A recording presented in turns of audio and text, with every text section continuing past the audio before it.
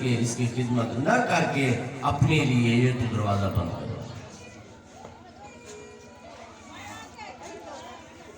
رحمت کائنات صلی اللہ تعالی علیہ وسلم اس کائنات میں تشریف لائے۔ آپ کا آنا ویسے سعادت اور ویسے برکت ہے۔ اللہ نے جو محبوب کو شان اور مرتبہ عطا کیا ہے وہ کسی نبی کو بھی نہیں ملا۔ 1,24,000 انبیاء یہ تمنا کرتے چلے گئے کہ الہ العالمین نبوت لے لے، رسالت لے لے، شریعت لے لے، کتاب لے لے، اس آخری نبی کا ہمیں امتی بنا دے۔ لیکن یہ دعا صرف حضرت عیسیٰ علیہ السلام کی قبول ہوئی۔ حضرت عیسیٰ علیہ السلام اس کائنات میں دوبارہ آئیں گے، کوئی نئی شریعت نہیں لے کے آئیں گے، کوئی نئی کتاب نہیں لے کے آئیں گے، بلکہ حضور کے امتی بن کے آئیں گے۔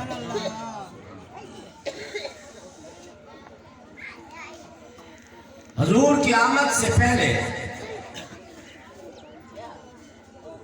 کیونکہ یہ میلاد مصطفیٰ کا پروگرام ہے، تو علماء کو چاہیے جہاں ہم ولادت کے تذکرے کرتے ہیں وہاں سیرت کے بھی کریں۔ اسی ربیع الاول کے مہینے میں ولادت بھی ہے، سیرت بھی ہے، ہجرت بھی ہے اور رحلت بھی ہے۔ یہ سب چیزیں آپ کے سامنے رکھنی چاہیے۔ اماں آمنہ فرماتی ہیں محبوب جب میرے بدن میں آیا، پیٹ میں آیا، میں نے بڑے عجیب و غریب واقعات دیکھے۔ اماں کیا دیکھے؟ فرماتی ہیں جب میرا لفظ جگر میرے پیٹ میں آیا، میں پہاڑوں کے قریب گزرتی تھی تو پہاڑوں کے پتھروں سے مجھے سلام آیا کرتے تھے کہ آخری نبی کی اماں آمنہ تجھے سلام ہو۔ فرماتی ہے میں درختوں کے قریب سے گزرتی تھی تو درختوں کے پتوں سے بھی آوازیں آیا کرتی تھی، آخری نبی کی اماں آمنہ تجھے سلام ہو۔ فرماتی ہے غربت کا عالم ہے، مکہ کی نکیلی سرزمین، پتھریلا علاقہ ہے، ہم دور ایک چشمے پہ پانی لینے کے لیے جایا کرتی تھی۔ مکہ کی اور عورتیں بھی ہوتی تھی، میں بھی، ان کے پاس رسی بھی ہے، ڈول بھی ہے۔ فرماتے ہیں میرے پاس مشکیزہ ہوتا تھا، نہ رسی تھی نہ ڈول تھا۔ مکہ کی عورتیں پانی لینے کے لیے یہ گھر سے انتظام کر کے نکلتی تھیں، میرے پاس نہ رسی نہ ڈول ہے۔ اماں بیان کرتی ہے جب میں پانی کے چشمے کے قریب جاتی تھی تو پانی جتنی گہرائی میں ہوتا تھا وہ ٹھاٹھے مارتا ہوا کناروں کے ساتھ لگ جایا کرتا تھا۔ فرماتی ہیں یہ میرا کمال نہیں، یہ آنے والے مہمان کا کمال ہے۔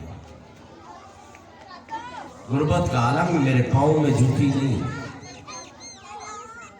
مکے کی سرزمین، نکیلے پتھر۔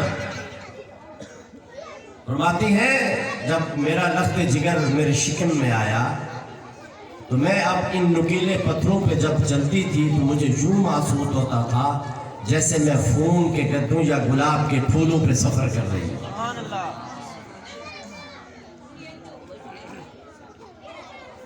حضور صلی اللہ علیہ وسلم اماں کے پیٹ میں ہے۔ اب خواجہ عبد المطلب کی حویلی ساری معطل ہو جایا کرتی تھی۔ خواجہ عبد المطلب کی گھر والی نے شکایت کی کہ عبد المطلب ذرا اپنی بہو کو سمجھاؤ، بیوہ عورتیں خوشبو نہیں لگاتی، سر میں تیل نہیں لگاتی، کنگھی نہیں کرتی۔ آمنہ سے کہو کہ تو بیوہ ہو چکی ہے، یہ خوشبو کا استعمال کرتی ہے۔ اماں آمنہ کی آنکھوں سے آنسو جاری ہو گئے، کہنے لگی ابا جان مجھے نہیں پتا مکہ کے کس بازار اور کس گلی میں عطر فروش کی دکان ہے۔ ابا میں تجھے کیا بتلاؤں، جب میں کھانا کھاتی ہوں کھانا کھانے کے بعد مجھے جو ڈکار آتا ہے فرمایا اس سے اتنی خوشبو پھیلتی ہے کہ تیری ساری حویلی معطر ہو جاتی ہے. میں نے کبھی خوشبو کا استعمال نہیں کیا, مجھے نہیں پتا کہاں سے ملتی. یہ آمنہ کا کمال نہیں, یہ آنے والے مہمان کا کمال ہے, یہ میرے آقا کی برکت ہے. اور فرماتی ہیں جب میرا لخت جگر اس کائنات میں تشریف لایا تو صبح صادق کا وقت تھا, یعنی اندھیرا جا رہا تھا اور روشنی آ رہی تھی. اندھیرا جا رہا تھا اور روشنی آ رہی تھی, صبح صادق کا وقت تھا. میرا رب یہ بتلانا چاہتا تھا لوگوں اب جہالت کا اندھیرا جا رہا ہے, نور کی روشنی آ رہی ہے. سبحان اللہ. ظلمت جا رہی ہے, روشنی آ رہی ہے, جہالت جا رہی ہے, ہدایت آ رہی ہے. میرا رب بتلانا یہ چاہتا ہے. اما فرماتی ہیں جب محبوب پیدا ہوئے میرے گھر میں غربت کا یہ عالم ہے کہ دیے میں جلانے کے لیے گھر میں تیل موجود نہیں, لیکن توجہ کرنا ساری کائنات کا سردار آ رہا ہے. جو آیا میں نے کریمہ آپ کے سامنے پڑھی ہے نا, الم یجد کا یتیما فآوا, اس میں میرے رب نے فرما دیا ہے محبوب پیدا تجھے یتیم کیا تھا, پیدا یتیم کرنے کے بعد ساری کائنات کا والی بنا دیا.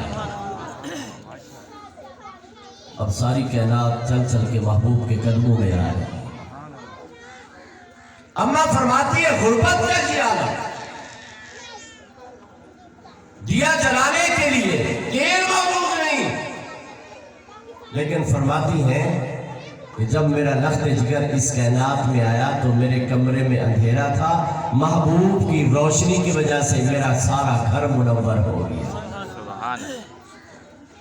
میرے کمرے میں روشنی پھیلی, کمرے تک محدود نہیں, باہر آئی, باہر تک موجود نہیں, بلکہ سارا مکہ کیا پورا عالم منور ہو گیا.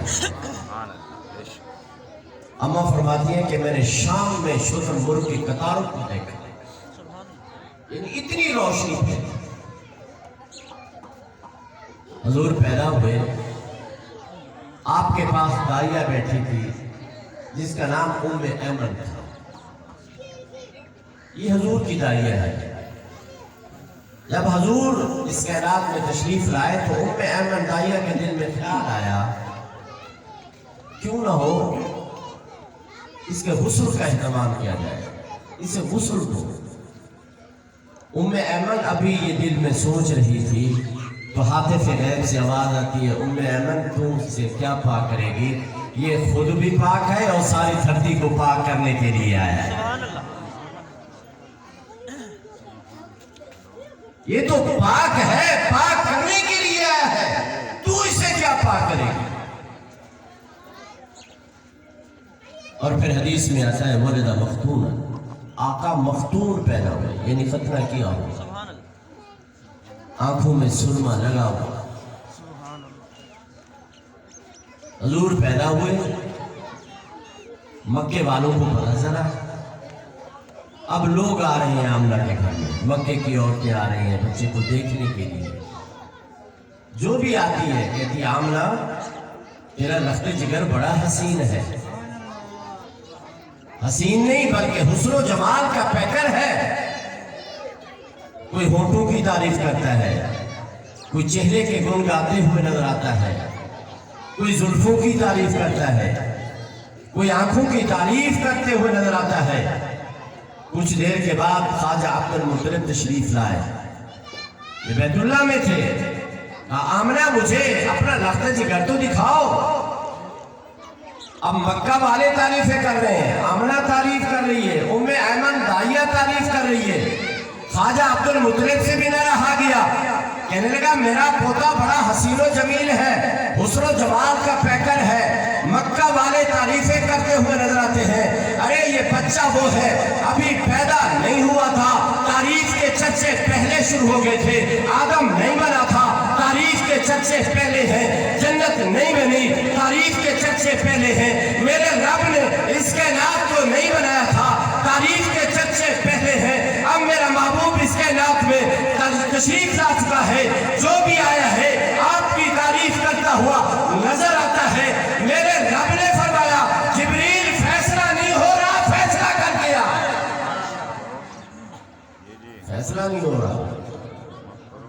جبریل آئے، کہنے لگے آمنہ تو بھی سچی، ام ایمن دائیہ تو بھی سچی ہے، عبد المطلب تو بھی سچا، مکے والوں تم بھی سچے ہو۔ میں پہلے انبیاء کے پاس وحی لے کے جایا کرتا تھا، کتابیں لے کے، صحائف لے کے جایا کرتا تھا۔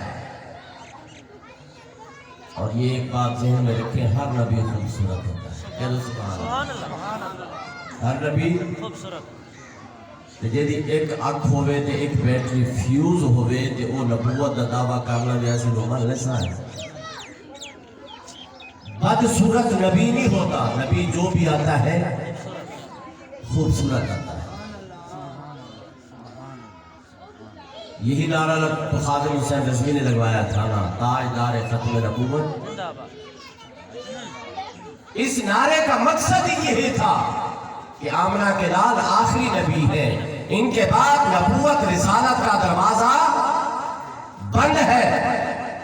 اب اگر کوئی نبوت کا دعویٰ کرتا ہے تو وہ جھوٹا لعنتی ہو سکتا ہے، نبی نہیں ہو سکتا۔ جبریل جا، فیصلہ نہیں ہو رہا فرش والوں سے۔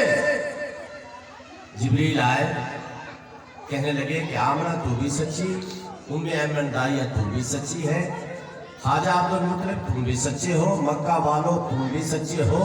میں نے پہلے انبیاء کو دیکھا ہے، اس جیسا حسین میں نے بھی نہیں دیکھا۔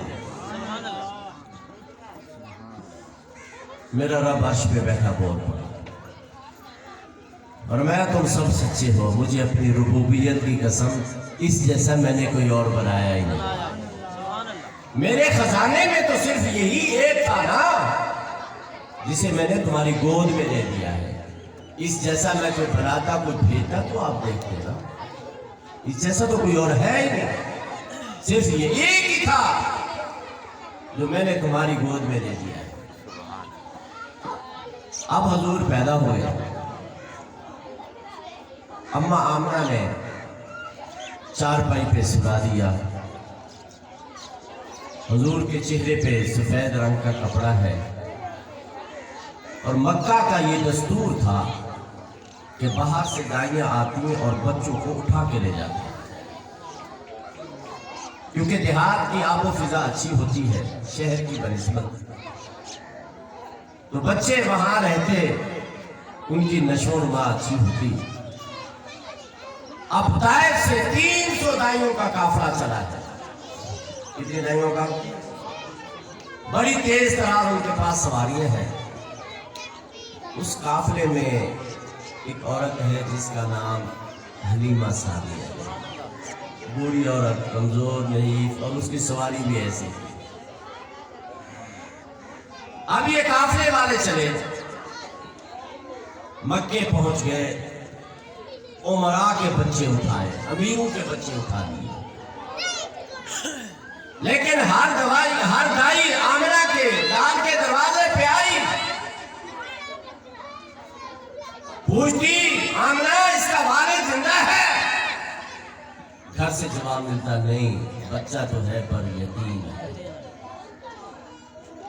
آمنہ کا دل بھرا تھا، وہ کہتی چلو چھوڑو، ہمیں یتیم کے گھر سے کیا ملے گا، لیکن میں یہاں ایک اپنے ذوق کے مطابق جملہ کہا کرتا ہوں کہ دائیوں نے محبوب کو نہیں چھوڑا، محبوب نے انہیں قبول ہی نہیں کیا۔ محبوب نے انہیں قبول ہی نہیں کیا، کیونکہ یہ حصے حلیمہ سعدیہ کے جانا تھا نا۔ اب قافلے والے عمراء کے بچے اٹھا کے لے جا رہے ہیں، حلیمہ ابھی سفر کر رہی ہے۔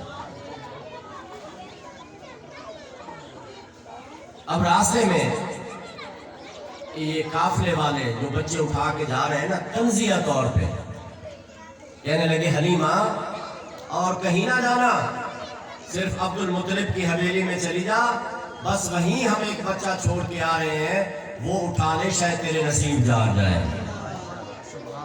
ہم نے تو امیر عمراء کے بچے اٹھا لیے۔ حلیمہ کے دل خیال آیا،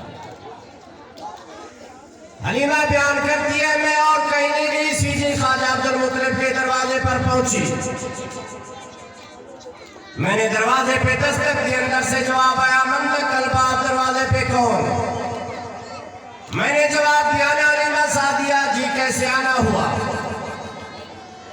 نے پوچھا گھر میں بچہ موجود ہے؟ اما آمنہ نے جواب دیا جی ہاں بچہ موجود ہے پر یتیم ہے۔ حلیمہ سعدیہ کہنے لگی آمنہ میں نے یہ تو نہیں کہا اس کا والد زندہ ہے کہ نہیں ہے؟ اما آمنہ نے جواب دیا حلیمہ تجھ سے پہلے 300 دائیوں کا قافلہ در پہ آیا، وہ یہی سمجھ کے چھوڑ کے چلا جاتا تھا چھوڑو یتیم کے گھر سے ہمیں کیا ملے گا۔ میں نے کہا تو بھی یہی جواب دے گی، اس لیے میں نے پہلے تجھے کہہ دیا بچہ ہے پر یتیم، بچہ ہے پر۔ حلیمہ بیان کرتی آمنہ مجھے اندر آنے کی اجازت دے۔ آمنہ نے اندر آنے کی اجازت دی۔ اماں حلیمہ گئی، گھر میں کسی اور جگہ پہ نہیں گئی، سیدھی چارپائی پہ گئی جس پہ آقا آرام فرما رہے تھے۔ اگر ذوق میں بیٹھے تو سبحان اللہ، سیدھی چارپائی پہ گئی، آقا آرام فرما رہے تھے، سفید رنگ کا کپڑا آپ کے چہرے پہ تھا۔ حلیمہ نے آقا کے چہرے انور سے یہ وہ چہرہ ہے جس کو رب نے قرآن میں والضحیٰ کہا ہے۔ اما حلیمہ نے محبوب کے چہرے سے کپڑا ہٹایا، محبوب کے چہرے سے کپڑا ہٹا، محبوب نے آنکھیں کھولی اور مسکرا دیا۔ اما حلیمہ بیان کرتی ہیں یہ بچہ کوئی عام بچہ نہیں، بس اس کی وجہ سے میرے نصیب جاگ جائیں گے۔